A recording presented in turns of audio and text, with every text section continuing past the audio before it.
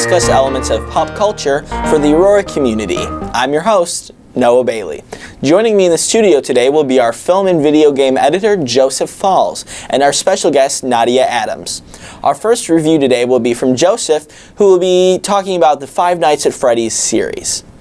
So, Joseph, you reviewed the video games, the Five Nights at Freddy's series. Tell us about that. What is that? It's an indie horror series of titles that was released onto the PC via Steam, and it's notable because, aside from the fact that everyone's done a Let's Play of it on YouTube, the original was released in August. Its sequel was released only a few months afterwards, and both games are a minimalistic approach to horror games, and are surprisingly super effective with it. The first game in specific was very good at delivering an atmosphere of horror to the audience. You play as a night security guard for a Chuck E. Cheese's type place, and the animatronic machine people basically come to life at night and try to murder you. That is frightening. Wonderfully so. Well, did you like the first game better? Did you like the sequel? Pros and cons of each? The sequel introduced a lot more game mechanics, and in general is a more challenging game, harder in pretty much every way, and you have a lot more to do. And a lot of its mechanics are pretty genius. The problem, though, is that it takes away from that atmosphere I mentioned earlier. The original game is a scarier game, because in order to not die a horrible and painful death, you have to use your senses to pay attention to sounds, use a minimum of your resources to make sure you last all the way through the night. And because of that, it draws you in. I wouldn't be surprised if you were literally face to the screen to not die. So when the jump scare comes up, it's just, oh my god. Meanwhile, the other game, you're so busy doing all the different things, because you've got a number of different corners you have to cover all the time. So when a jump scare happens there, it's, oh, I lost again. Well, that sounds like an interesting game. Now, would you suggest this to a friend?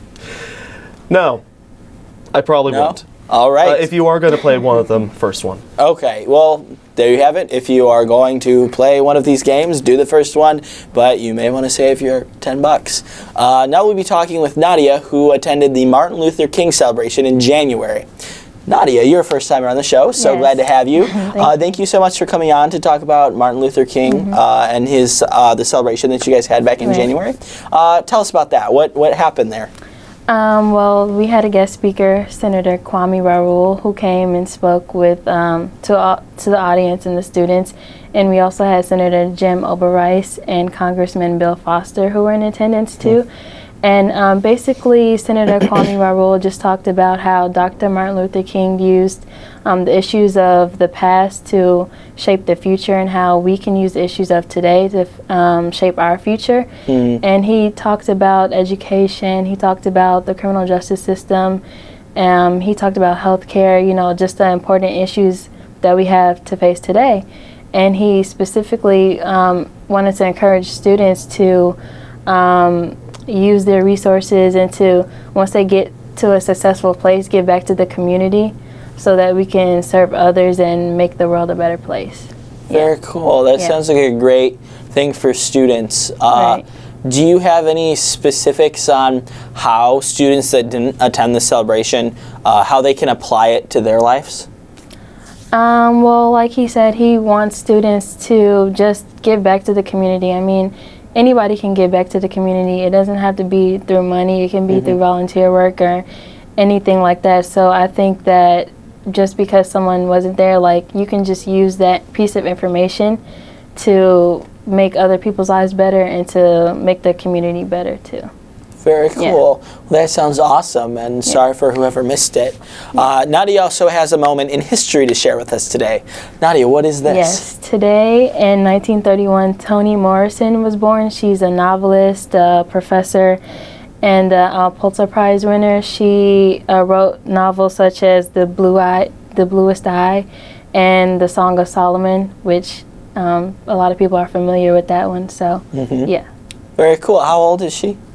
1931. Oh, okay. I guess that would... Yeah.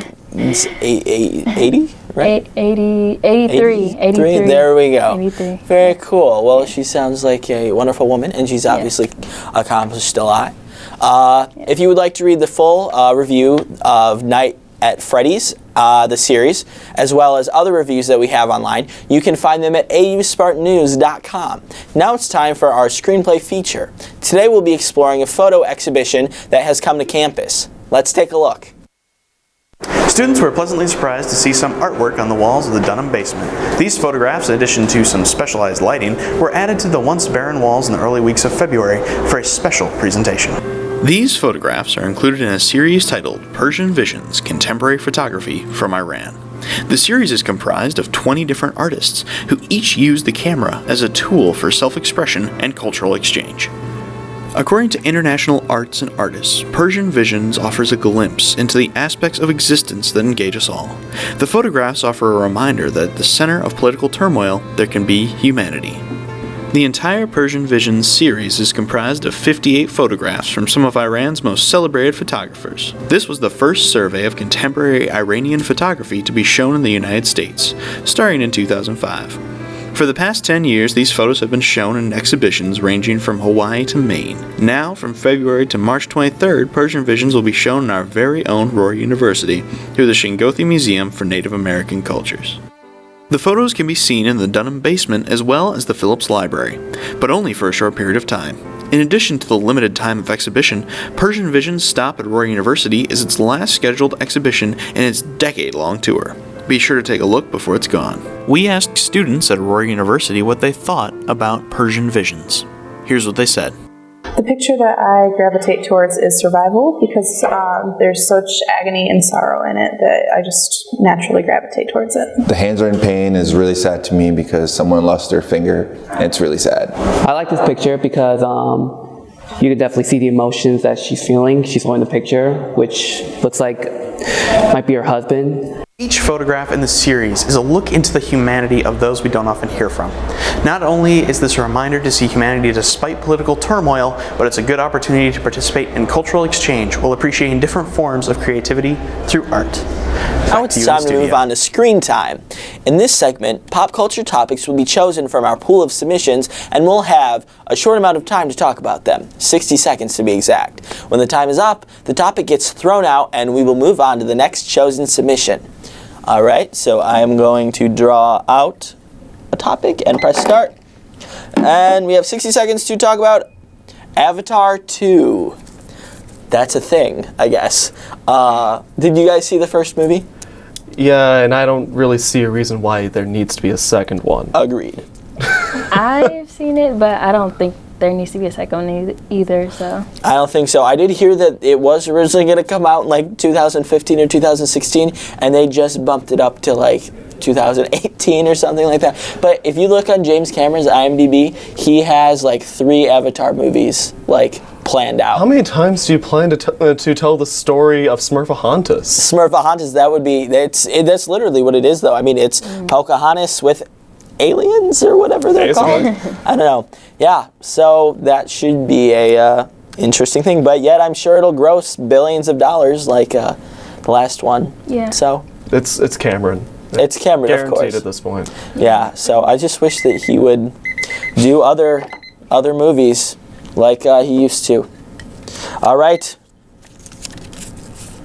The Grammys 2015. Oh gosh, did anybody see the Grammys? Nope. Yes, I saw Nope. it. Nope. You saw it? Yes. What did you think? I thought it was great. I thought there were some good performances. I liked Paul McCartney, Rihanna, and Kanye West performance. That was really good. It was funny when he rushed the stage after Beck won Album of the Year. I couldn't believe that he was gonna pull. You know the whole in 2011. Oh, yeah. He tried that again. I'm gonna let you finish. Yes, exactly. He tried that again with when Beck won Album of the Year. Well, we all originally thought it was just fun and games, but he was very serious, and He was. that Beyonce should have won. But me personally, I didn't know that Beck had an album out. I I honestly didn't know who Beck was. Right? Yeah. So I don't know who any of these people Kanye are. was not very happy because he even talked about it afterwards. Yeah, but he did. honestly, I found so much of the performances boring. They just were such slow songs. Mm-hmm. The only person that was really wild was Madonna, and she's like 55. And then you yeah, have I couldn't watch it. yeah, and then you had Ariana Grande just like slowly singing with like your eyes closed. It's like, this is boring. All right, Netflix live action Legend of Zelda series. What do you guys think about this? I don't even own a Netflix account. So. You don't? No, I don't. What are you, from like 1962 or? I'm Oh, still man. in shock over the whole thing. I think this will be great. I'm giving it the benefit of the doubt that they know what they're doing, because Nintendo tends to know what they're doing. They do. That said, I also don't have a Netflix account. Oh man, well I do. So party at my house and we can all just watch the live action version of Legend of Zelda. I'd be very interesting to know about casting and the narrative because Link does not talk. But here's the thing, Nintendo also said in their contract that they have the power to pull the plug at any time if they don't like what's going on. So this could also possibly not happen at all. So that'll be interesting, but do you guys have any idea of like maybe who would be good to play Link? Exactly. I have no clue. Honestly, I can't think of a single person. Me neither. Maybe Ben if you Affleck. got up, Ben Affleck. If he had a blonde wig, I was going to say Joseph Falls if he had a blonde wig. Madonna's new album. Do we care about Madonna? No. Not really. All right. Hunger Games prequels? Is this a thing? Is this a thing? Can I leave now? Have you guys seen? Are you up to date on like the Hunger Games movies? I only saw the first movie. I've seen all of them, and oh man, I had a Mockingjay chance to Part see 1. the new one that came out. That was but not I good. did not see it. It was so slow. Then we all just know that they try to split them up to make more money. You know, that's how they do it because they're going to make an extra $500 million. But Ever since Harry Potter did it. yeah, the prequels are just gonna. It's like beating the dead horse. You know, it's just trying to get more Not money. beating them and with the dead horse. Not beating them with the dead horse. That's something else. Disappointing. I don't know. And it's like, does the same cast really want to stay for like 8 movies? After a while, it's just Exactly. not worth it. Well, look at Jennifer Lawrence. She already has a bunch of other stuff that she's doing. She's gonna, you know, I don't know. Okay. Better Call Saul, the prequel to the #1 show, Breaking Bad. Anybody? Breaking Bad was, to my understanding, a very good show that ended on its own terms. Yes. Do we really need a sequel to that? It's a prequel. Prequel. Do we really need a But it prequel? does not have the same characters. It only has really like one. And they were like a side character. Can you really call that a prequel? If it literally only has one character in common? And it takes place in a world that's basically ours? That is a great question, but here's the thing. The creator of the show, which is the same creator of Breaking Bad, said that the main characters, Walter White and Jesse Pinkman, will not show up this season. So, we don't know what's going to happen. But are you a Breaking Bad fan, Nadia? I've heard a lot about it. Never watched it. You don't have a Netflix account, so Yeah, basically. So understandable. Better Call Saul, I was talking about it with our director, Jason Rugg, actually, and it's a pretty good show. It's off to a little bit of a slow start, but you know, you got to build it up to care about the characters and everything like that. And for our last one, the new SpongeBob movie. Anybody see that? Haven't seen it. No? Then let's not talk about it. The Oscars. What do you guys think? Do you guys care about that? I do. I do. Do you know the films that are nominated? We have Selma, The Imitation Game, Birdman, Boyhood, The Grand Budapest Hotel, and Whiplash. Do you guys have any favorites? I'm rooting for Birdman or Boyhood. I've seen Budapest and I've seen Birdman. I'm rooting for Budapest. That movie was amazing. That's Budapest like the only one I didn't see. directed by Wes Anderson. Yes. Right? Yeah, Yes. yeah. He's a great director, so it could have a chance at winning. So Definitely so. I wish I saw Grand Budapest because that one looked really good. As the film guy, see it. See that it? movie is actually amazing. Good to know. Worth it. I'll have to, when it comes out on DVD or whatever, rent it or something like that. Cause yeah. All right. Well, There we go. That was our topics for today. That's all the time that we have for today. Thank you so much, Joseph and Nadia, for being on the show. For those of you watching, if you have a topic you want to submit to us or something you would like us to review, mention AU Spartan Media on Twitter or use the hashtag AU Screenplay.